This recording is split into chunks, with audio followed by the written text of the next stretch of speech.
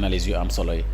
ak yéen ñi nga xamante ni ñoo ñu doon teewlu mbokk ñi ñëw ci nag ci li gën a fës ci xëti yéenekaay yi njëkkee ko ci Direct News. Direct News ñëw na ci escroquerie de 5 milliards francs CFA face à Abdoulaye Sylla. Le banquier Zakiolai Sow condamné nañ ko et passible à la contrainte par corps. waaw Abdoulaye Sylla ki mu amoon ak jafe-jafe muy di wuyoo Zakiolai Sow mujj nañ ko daan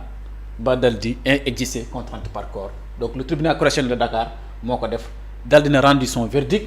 dans l'affaire d'escroquerie opposant le directeur général d'Ecotra SA Abdoulaye Sylla au banquier d'affaires Zakiolai Sow donc délibéré dans son délibéré juge bi décidé na rejeté na mboolem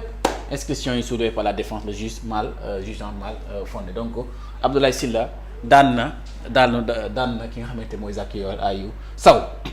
Affaire du chroniqueur Badara Gadiaga, la chambre d'accusation confirme sa libération sous bracelet électronique donc Abdou Badara Gadiaga chambre d'accusation dal dina confirmer libération àndale ko bracelet électronique donc Badara Gadiaga dana dal di ñibbi këram. mbokk yi bu ñu jógee ci loolu libération yéenekaay dañuy dikk ci enquête yéenekaay mu ngi wax ci coup d'état déboire judiciaire sale temps pour Embalo Omar Embalo mi nga xamante ni Guinée Bissau la wax ne dañ ko coup d'état mu ñëwoon fii di Dakar jëlee ko Dakar mu dem Brazzaville mu ngi ci mbiru lëndëm yu métti renversé dans son pays Embalo rattrapé par un vieux de dossier escroquerie voilà Embalo mi nag dossier dal judd na ci moom mu nekk lu xamante ni lu day war la. ala mbokk yi bu ñu jógee ci dañuy ñëw ci L'As Quotidien yéenekaay mu ngi wax ci dette cachée bi du Sénégal FMI ubbi na benn nouvelle enquête voilà. dette cachée dette cachée bi FMI ubbi une nouvelle enquête donc loolu mu nekk beneen mbir mu lu bees L'As Quotidien moo ko xamle L'As yéenekaay Le Quotidien yéenekaay mu njëkk ci après plus de 2 mois de détention Saliou Diagne libre na am na liberté muy doomu Madiambal Diagne l'administrateur du groupe Avenir Communication mujj na am son une liberté provisoire moom ngay gis ni ci photo bi ni mbokk yi mu ak les autres membres de la famille Mabinto Diagne Mohamed toujours détenu les autres membres de la famille mooy soxna si Madiambal Diagne ak doom ji mu tudd Mohamed ñoom ba léegi ñu ngi ci loxol yoon bàyyeegu leen mais Saliou Diagne mujj na am liberté mbokk yi bu ñu jógee ci Le Quotidien yéenekaay dañu dem ci Les Échos yéenekaay ñëw ci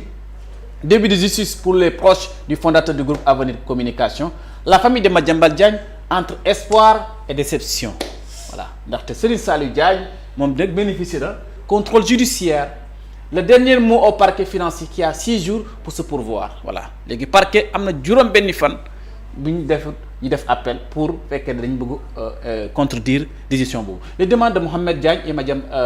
Mabinta Diaby rejeté nañ ko donc Saliou Diagne daal lañ nangul liberté provisoire pour le moment ànd ak contrôle judiciaire mais Mabinta Diaby di soxna Madiambal Diagne ak Mohamed ñoom dañuy rejeter seen liberté provisoire. Série de belles victoires pour le chroniqueur vedette de Jakaarlo lañ ko wuy la ko journal wiyee la chambre d'accusation dal dina débouter le parquet bañal na parquet libéré na Badara Gadiaga mbokk yi bu ñu jógee ci Les Échos yéenekaay dañu ñëw ci Le Soleil yéenekaay ñëw na ci Université Anta Diop de Dakar la calme nag dikk na ginnaaw coow lu bëri lu fa nekkoon yëngu-yëngu bi collectif de amicale Université Anta Diop de Dakar suspendre nañ seen grève ginnaaw bu ñu waxtaanee ak premier ministre bi ak El Malick Ndiaye président de l'Assemblée nationale léegi nag ki nga xamante mooy directeur de bourse bi moom wax na dëgg lii doon jafe-jafe bi wax na ko leeral na ko et que wax nañ université yi ñi gaaw def liste ñi nga xamante ñoo am yelloo bourse boobu loolu la Soleil yéenekaay dal di xamle mbokk bu ñu jógee ci loolu dañuy ñëw ci l'évidence yéenekaay mu ngi ñëwaat ci Moussa Fall sur la ruée vers les coalitions je préfère gagner la mairie et m'ouvrir ensuite aux forces politiques kooku Moussa Fall moo ko wax différent avec Abdoulaye Sylla lourde sanction contre Zakiolai Sow Zakiolai Sow lu ñu daal ci kawam lu ñu ko Abdoulaye Sylla daanee dafa dal di rëy mbokk yi bu ñu jógee ci l'évidence yéenekaay dañuy dikk ci li nga xamante rek moom mooy la libération yéenekaay mu wax ci affaire du présumé détournement à l'agence CBAO de Bakel loolu da la xawee lii xew détournement boobu mi ngi xewee ci CBAO bu Bakel la carnage financier rebondi à Dakar lu moom la yéenekaay libération yéenekaay indi ginnaaw après l'arrestation par le parquet de Tamba ginnaaw bu ñu ko arrêté parquet Tamba def ko l'ancien chargé des comptes pour 130 900 000 francs. D'autres opérations frauduleuses ont été découvertes lu mu nekk lu doy waar ci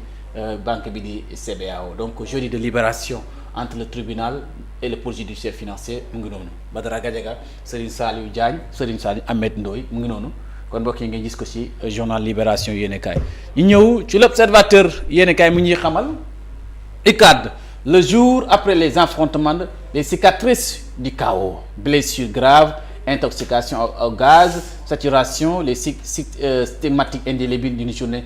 épouvantable. Je n'ai jamais vécu une situation pareille. Proviseur président Abdou Aziz Diouf chef du service médical du COUD donc mu ngi noonu moom naqarlu na li fi xew ca université donc photo yaa ngi noonu ci image bi mooy dal di kii alors pavillon spécial de l'hôpital Aristide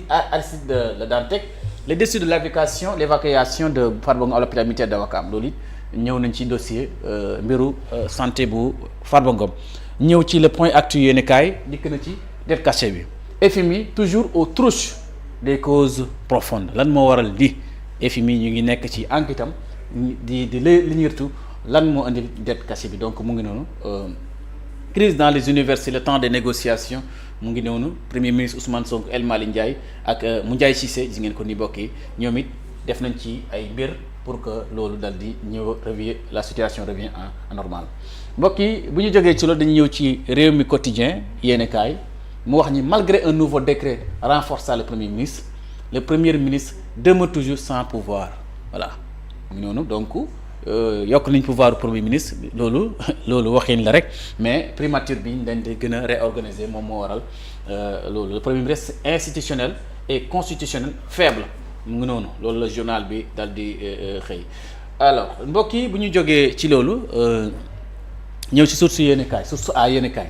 ñëwaat na ci condamnation bi ñuy def Zakio Laye bi amoon ak jafe-jafe ak Abdoulaye Sylla de député poursuivi pour escroquerie présumée sur 5 milliards de francs CFA par Abdoulaye Sylla donc mu ngi noonu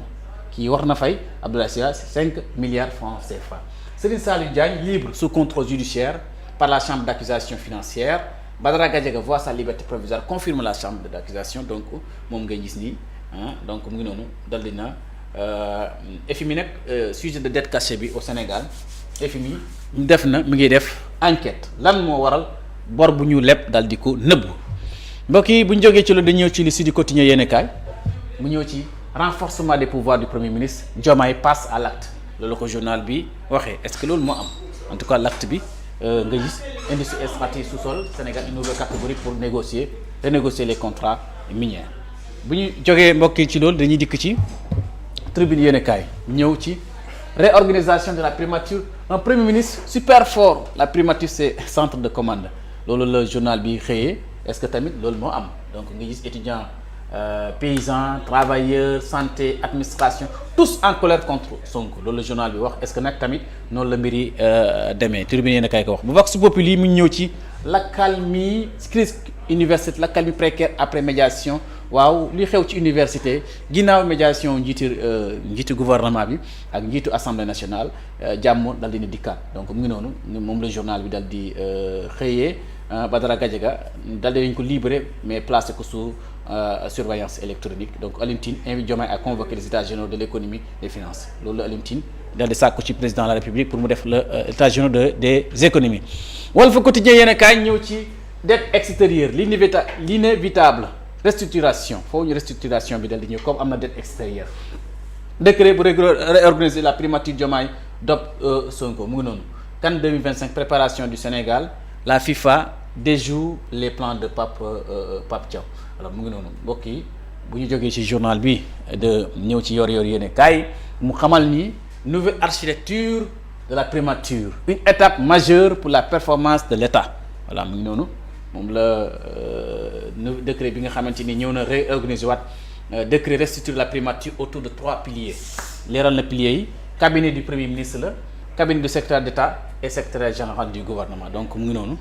avec un renforcement de l'inspection des services et une série d'orientations et de suivi de réformes au cœur du pilotage l'État ambitionne de moderniser digitaliser et rendre plus transparent le fonctionnement de l'administration au service de l'agenda national Sénégal 2050 kon mbokk yi lii leen indi may bi nuyu naa la. maa ngi lay fay yaa ngi ci jàmm. maa ngi lay bëggee sama waa ji. li nga sol rafet na